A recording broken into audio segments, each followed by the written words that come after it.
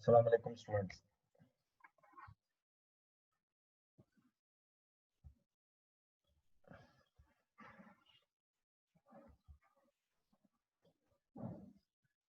ये किसी को क्वेश्चन करना है तो पहले 2-3 मिनट में कर लें, फिर मैं आज से थोड़े से क्वेश्चन स्टार्ट करेंगे और फिर SIC 32 डिस्कस करेंगे, वेबसाइट कॉस्ट। और आज हम इस स्टैंडर्ड को खत्म कर देंगे इंशाल्लाह।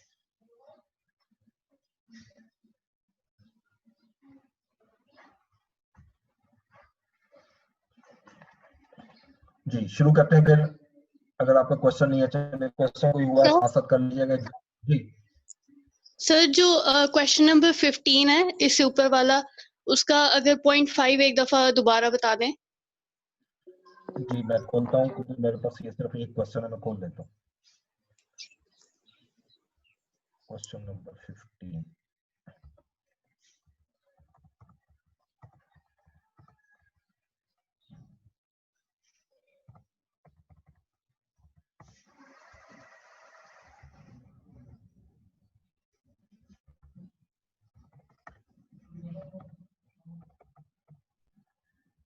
जी क्वेश्चन नंबर 15 का point number 5, license appearing in IEL's book was issued by government for indefinite period.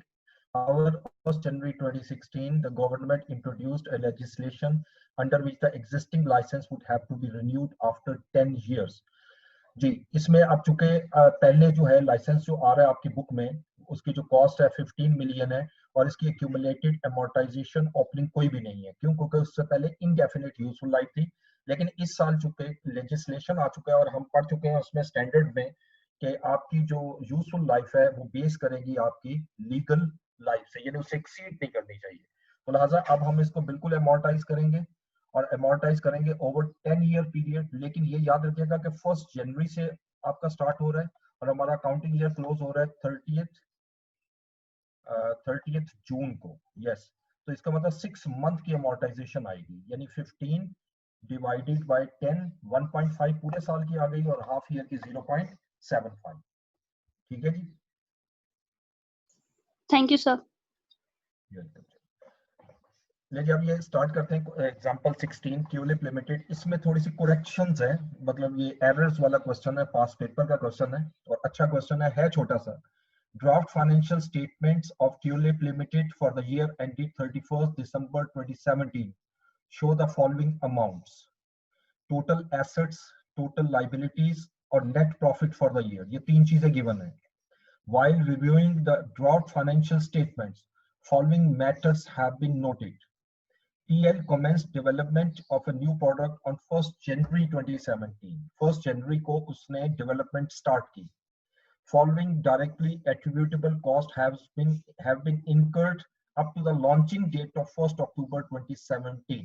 अगर देखें तो इसका मतलब ये 9 month बन रहे हैं। ये नीचे जितनी भी कॉस्ट दी है ये 9 मंथ की है and have been capitalized as intangible asset, और हमने इसको कैपिटलाइज भी कर दिया हुआ। जरा देखते हैं इसमें क्या मसला है। स्टाफ सैलरी ये कैपिटलाइज की है, ये बिल्कुल ठीक है, ये होनी चाहिए capitalize. Equipment having useful life for 5 years, ये कैपिटलाइज बिल्कुल होगा, लेकिन ये इनटेंजिबल कैपिटलाइज नहीं होगा। इसको इनटेंजिबल से मैं निकालूंगा और टेंजिबल में ऐड करूंगा, तो ऑब्वियसली टोटल एसेट पे इफेक्ट नहीं आएगा जो ऊपर उसने टोटल एसेट्स दिए, क्योंकि टेंजिबल एसेट बढ़ जाएगा, इनटेंजिबल एसेट कम हो जाएगा। उसके बाद कंज्यूमेबल्स, ये बिल्कुल कंज्यूमेबल आइटम है, ये भी आपका IAS 38 के थ्रू आपका कॉस्ट में ऐड होगा।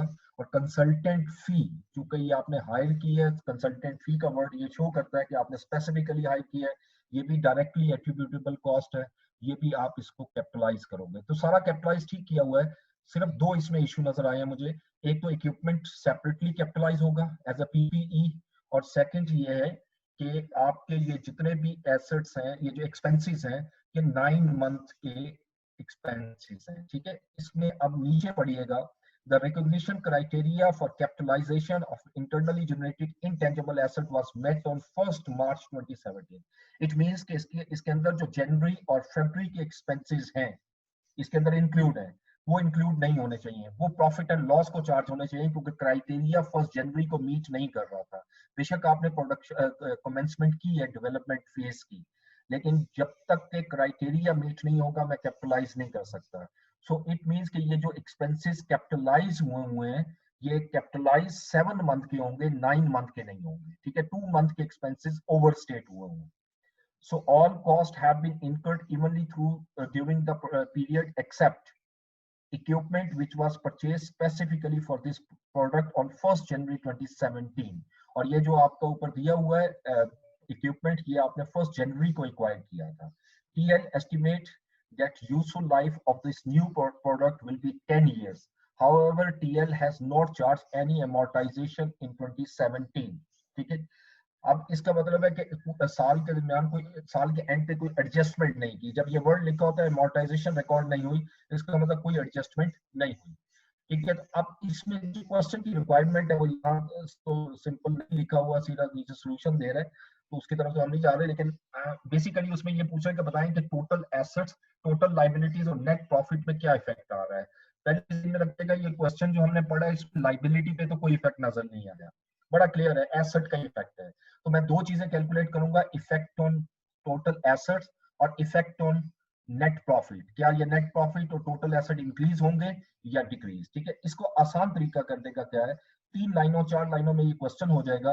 अब मैं इसके साथ शेयर कर रहा हूँ, क्वेश्चन प्लीज अपने सामने रखिएगा और मैं आपके साथ अब बोर्ड शेयर कर रहा हूँ जी।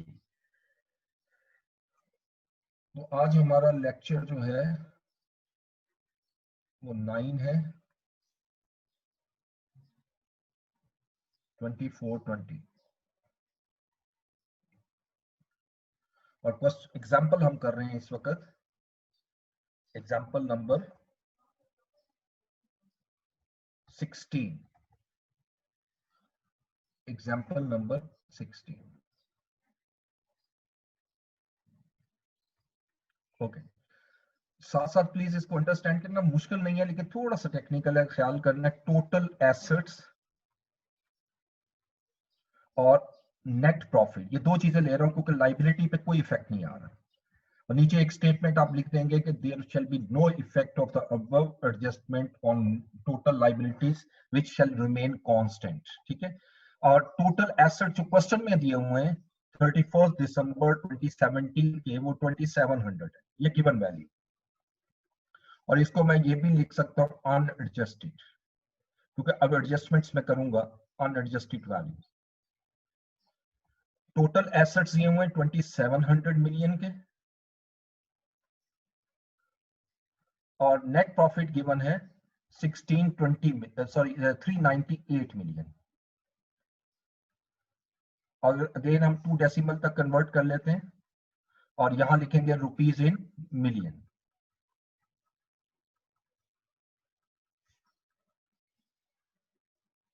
ओके, अच्छा ये अनएडजस्टेड आ गए। उसके बाद अब एडजस्टमेंट में जाते हैं। अब मुझे सिर्फ इतना करना है प्लीज इस क्वेश्चन में कि जो एडजस्टमेंट करनी है वो जरा उसको एडजस्ट करेंगे कि इसका एसेट में कमी आएगी या इजाफा आएगा। So let's start.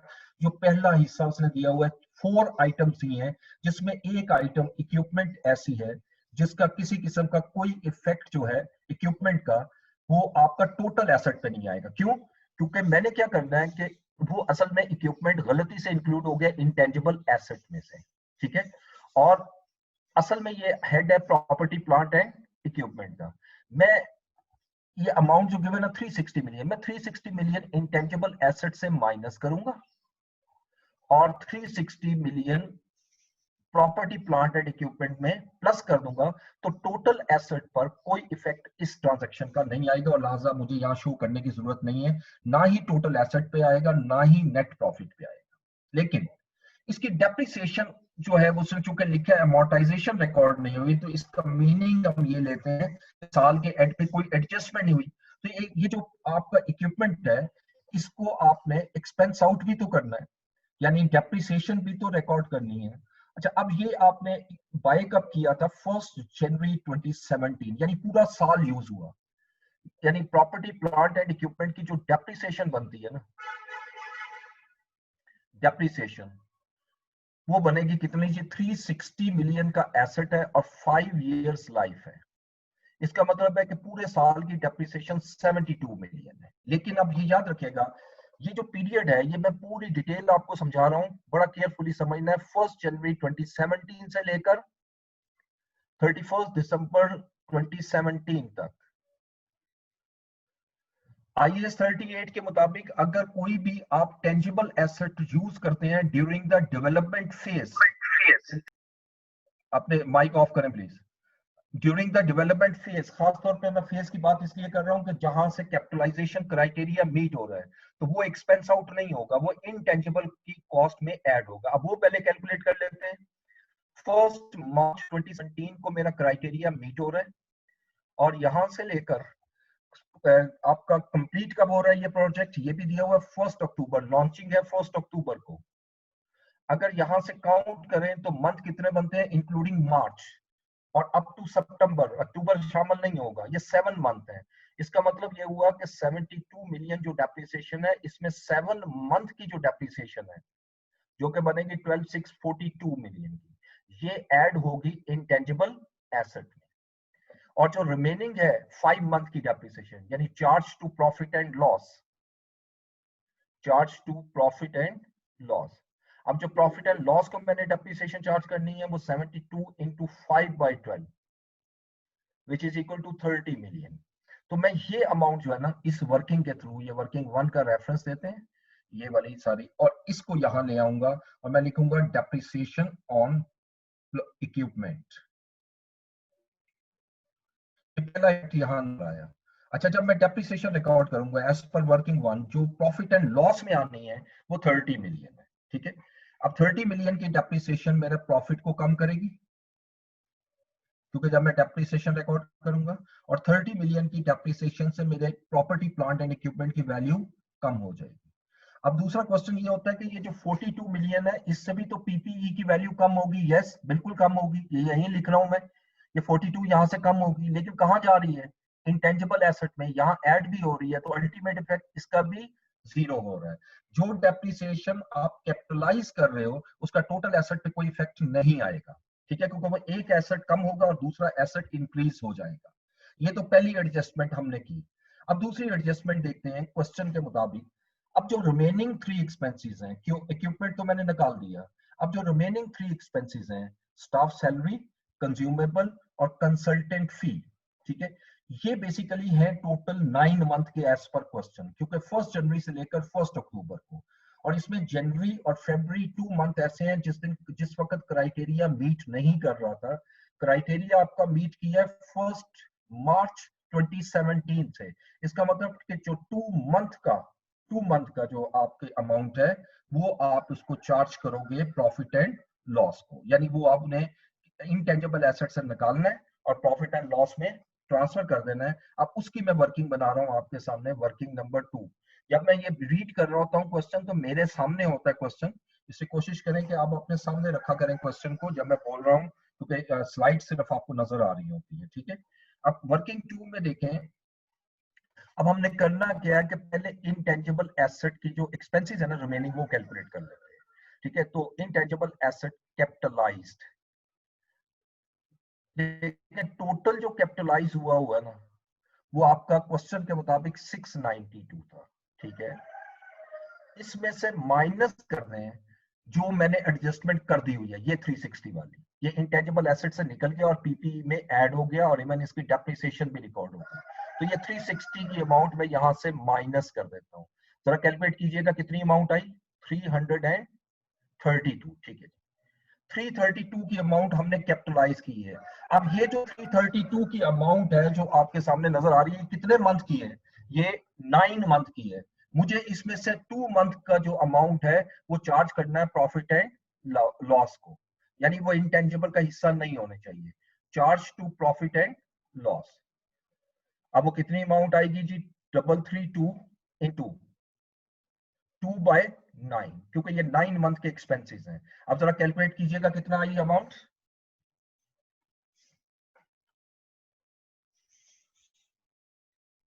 Ji calculator है ये, मैं खुद कैलकुलेट कर, 332 into 2/9, 73.78,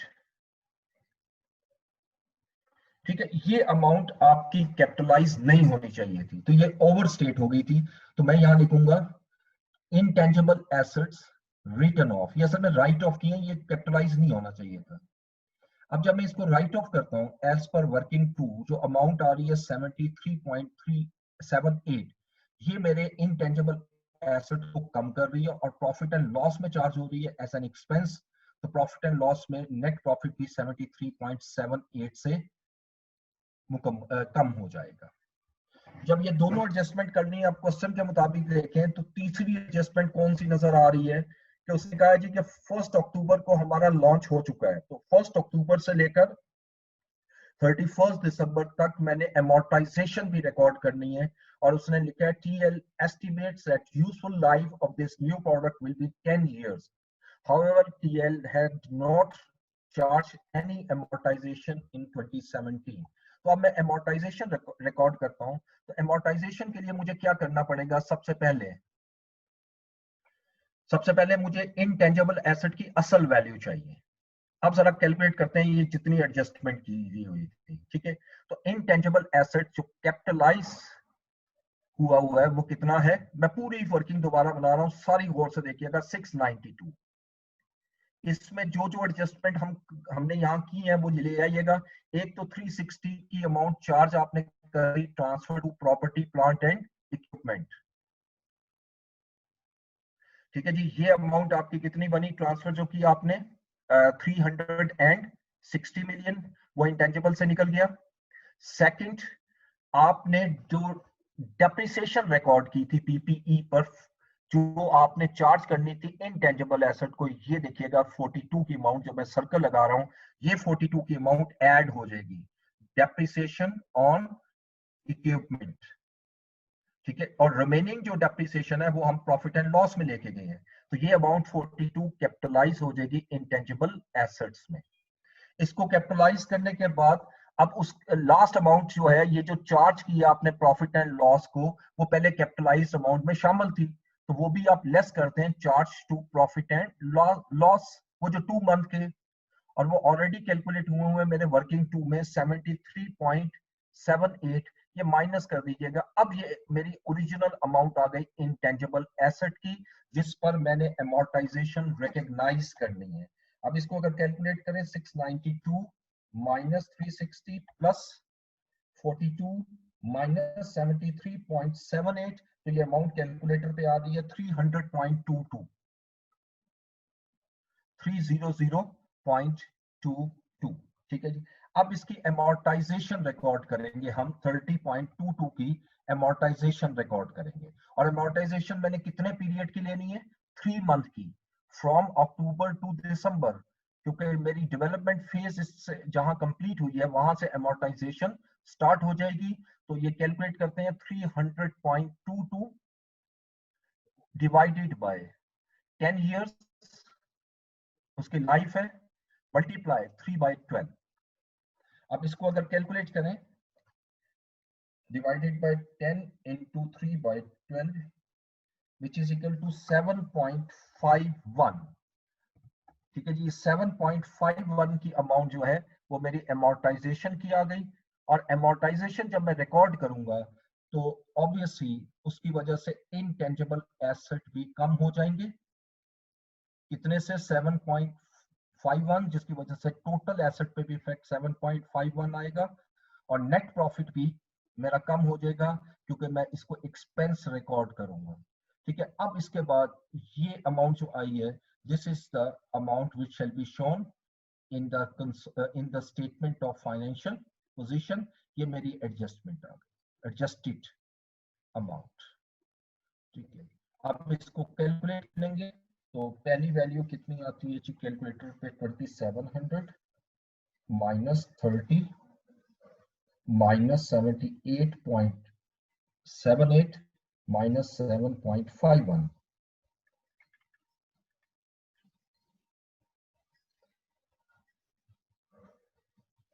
this is equal to, I think गलत हो गया, 2700 माइनस 30 माइनस 73.78 माइनस 7.51, 2588.71, ठीक है जी।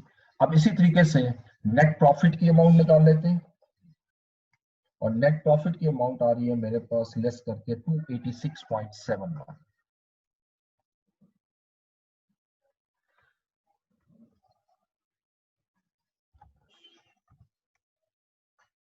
ठीक है जी, ये बिल्कुल छोटा सा क्वेश्चन था। अब इससे नीचे आप लिखेंगे there shall be no effect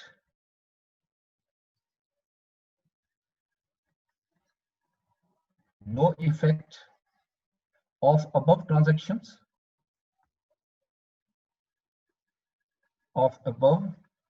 transactions या adjustments on total liabilities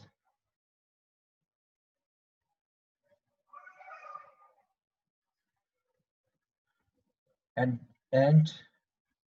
it shall remain, या these shall remain same, यानी उसमें कोई चेंज नहीं आएगी। और वो कितनी अमाउंट रहेगी, और वो दी हुई है क्वेश्चन के अंदर 1620, तो आप लिख दोगे दैट इज 1620 मिलियन। ठीक है, that's all end of this question. Example 16, किसी को क्वेश्चन करना इसके हवाले से, क्वेश्चन 16 के हवाले से, इसमें कोई चीज ना समझ आई हो? अगले क्वेश्चन एग्जांपल में जाएंगे। अस्सलाम वालेकुम सर। सर एक वालेकुम क्वेश्चन है। अस्सलाम। जी जी सर सही जो इंटेंजिबल एसेट में कैपिटलाइज्ड अमाउंट आपने की 692 की, सर ये कहाँ से आई है ये बता दें। कौन सी अमाउंट दोबारा बोलिएगा? 692 जो आपने इंटेंजिबल एसेट में कैपिटलाइज्ड की है। 692, ओके। जी अगर आप क्वेश्चन देखें तो क्वेश्चन के अंदर ये गिवन है 692, राइट? क्वेश्चन के अंदर 692 गिवन है और उसमें हमने एडजस्टमेंट की है जो हमें क्वेश्चन के अंदर गिवन थी। जी सर ठीक है, थैंक यू सर। ठीक है, अब नेक्स्ट क्वेश्चन हम स्टार्ट लेते हैं जी। Next example,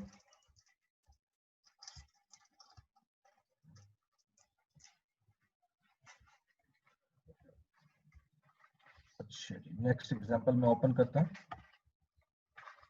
example 17 page number 449, ये मैं आपके साथ शेयर करने लगा हूं पहले। Example 17 sunshine limited.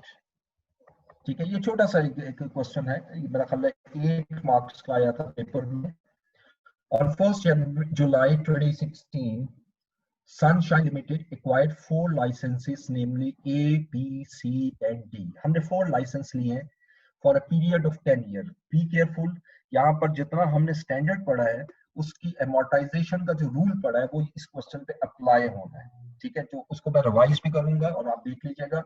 Following information is available in respect of these licenses. Cost of license rupees in million, ये 4 आपके A, B, C और D। ठीक है जी। Expected period of cash generating from acquisition date, ये मुख्तलिफ में A की 12 इयर्स है लाइफ, B इनडेफिनिट है, C 6 इयर्स है और D 12 ईयर, ये एक्सपेक्टेड है। Active market value at 30th June 2017, ये उसकी एक्टिव मार्केट है क्योंकि यहाँ रिवैल्यूएशन का क्वेश्चन भी है। और उसके बाद रिन्यूअल कॉस्ट देखें तो ए और बी की रिन्यूअल कॉस्ट सिग्निफिकेंट है जबकि सी और डी की कॉस्ट इनसिग्निफिकेंट है। और हमने ये पढ़ा था कि जिस वक्त आपकी रिन्यूअल कॉस्ट इनसिग्निफिकेंट होगी तो जो रिन्यूअल पीरियड है वो भी आपकी यूजफुल लाइफ का हिस्सा होगा। ये माइंड में रखना है। ये हम एक पढ़ चुके हैं उसके अंदर IS 38 के रूल में। The renewal would allow SL to use the licenses for another 5 years, यानी अगले 5 साल तक हम इसको रिन्यू करवा सकते हैं तमाम लाइसेंसेस को। उसके बाद SL uses the revaluation model for subsequent measurement of its intangible assets, और इसके लिए रूल क्या है कि एक्टिव मार्केट एग्जिस्ट करनी चाहिए। तो आप देख लीजिएगा किसकी एक्टिव मार्केट एग्जिस्ट नहीं कर रही। An independent valuer has estimated the value of license D at 130 million. ये बड़ा इंटरेस्टिंग पॉइंट है। लेकिन D के क्वेश्चन में देखेगा तो D में वो लिख रहा है नो एक्टिव मार्केट, और नीचे लिख रहे हैं कि इंडिपेंडेंट पर्सन जो है, इवैल्यूएट जो है, उसने वैल्यूएशन दी है हमें लाइसेंस डी की 130 million. Always remember when there is no active market, intangible asset does not allow to use the revaluation model. आप इस पे रीवैल्यू नहीं कर सकते, बेशक ये वैल्यू इंडिपेंडेंट वैल्यूअर से आई है. अगर ये टेंजिबल एसेट होता तो मैं 130 ले सकता था, लेकिन चूंकि ये इनटेंजिबल एसेट है तो ये हमें अलाउ नहीं करता standard. So the amount that should be recognized in respect of licenses in the statement of financial position and statement of profit or loss for the year ending 30th June 2017 shall be as follows. Before solving this question, आज मैं आपके साथ interaction create करूंगा और मैं question करूंगा और आप जवाब दोगे, क्योंकि ये सारा स्टैंडर्ड आप पढ़ चुके हो. मैं रैंडम बेसिस पर जिसका नाम सामने आता है मैं उसको नाम लूंगा, वो अपना माइक ऑन करे और सवाल का जवाब मैं सवाल पहले कर देता हूँ कि जो ए है आपका लाइसेंस ए है, ठीक है, इसकी यूजफुल लाइफ में कितनी लूंगा एमोर्टाइजेशन के लिए और क्यों. ठीक है जी, ये मैं पहला क्वेश्चन कर रहा हूं मोहम्मद अब्दुल्ला से. जी अब्दुल्ला,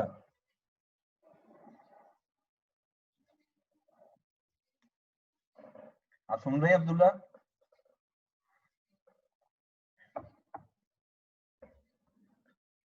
ओके जी. मोहम्मद उस्मान,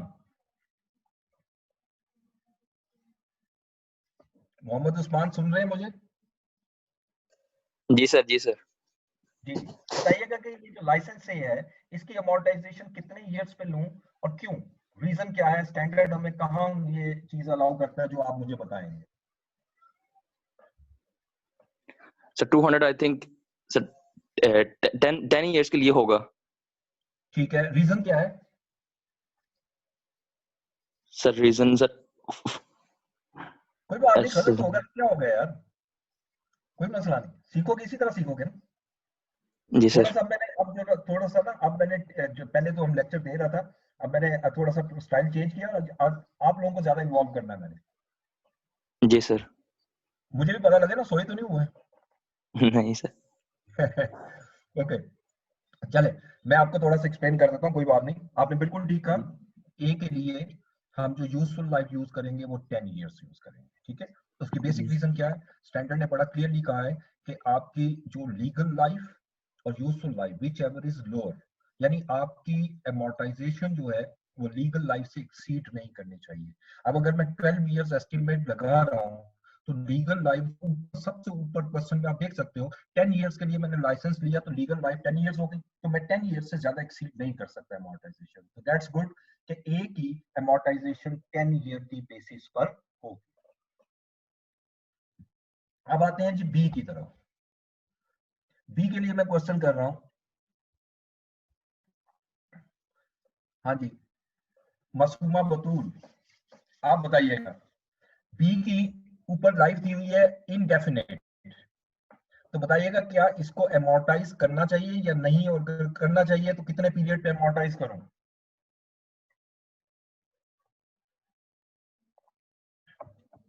सर स्टैंडर्ड में ये कि जिनकी यूजफुल लाइफ इनडेफिनेट होती है उसको हम रिकॉग्नाइज नहीं करते, ठीक है, इंटेंजिबल एसेट को.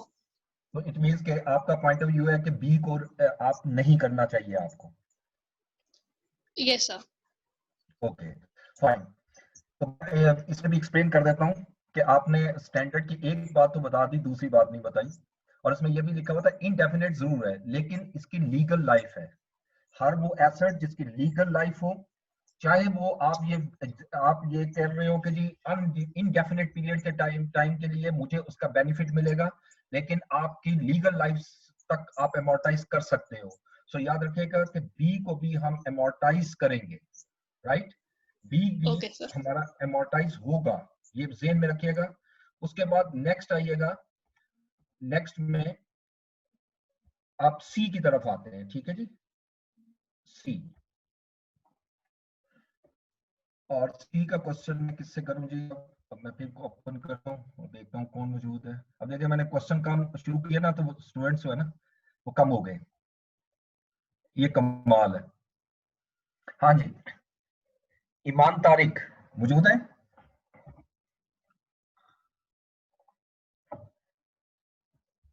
ईमान तारिक सुन रही हैं आप कि नहीं?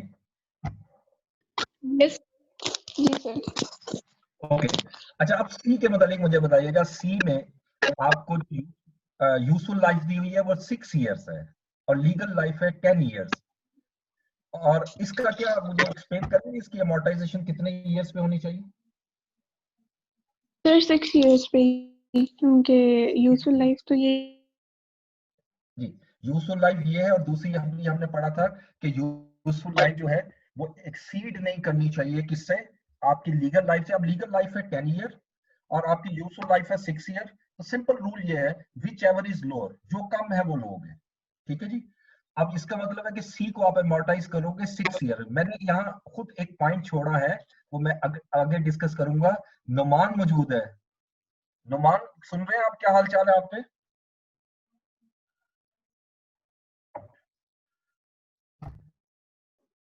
Numan Javed,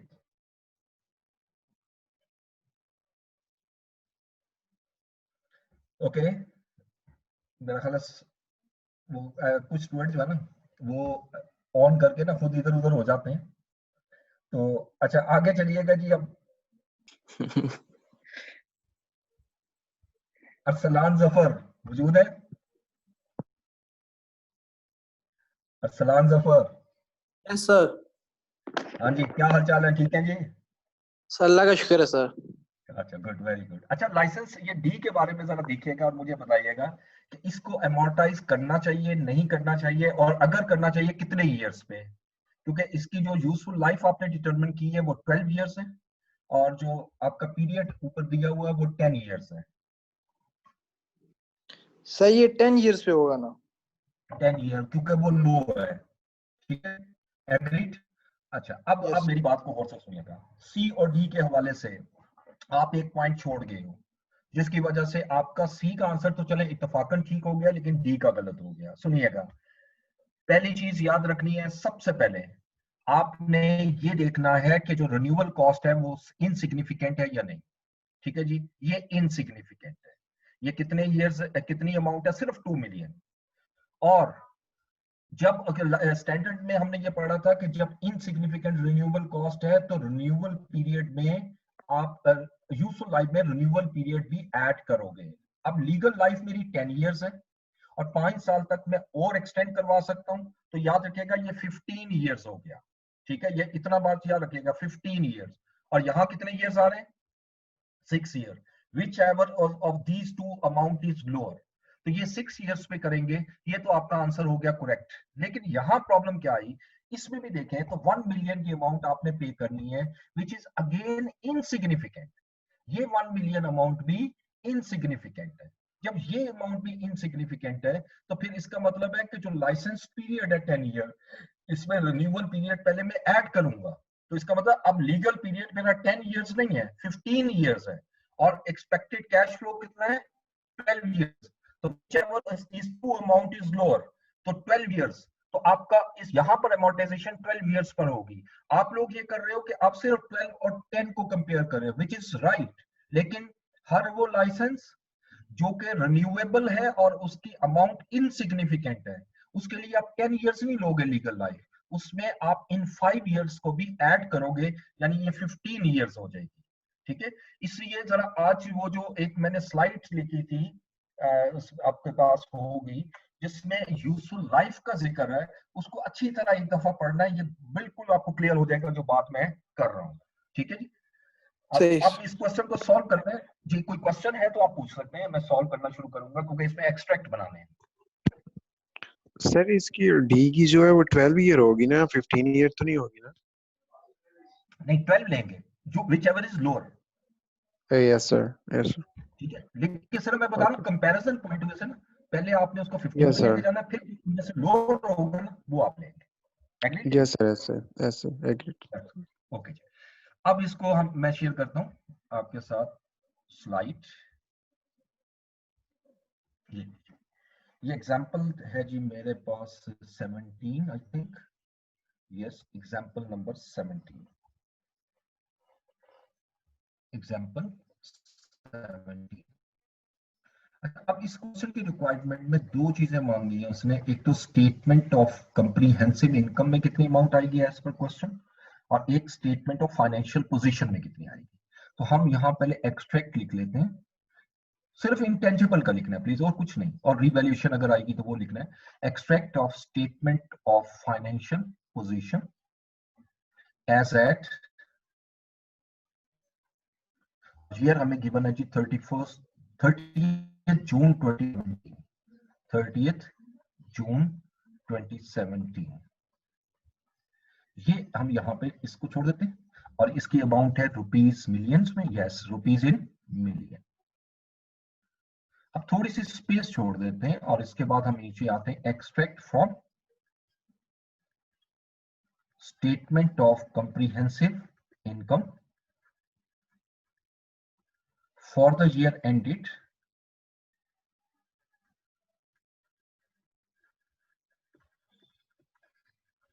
30th June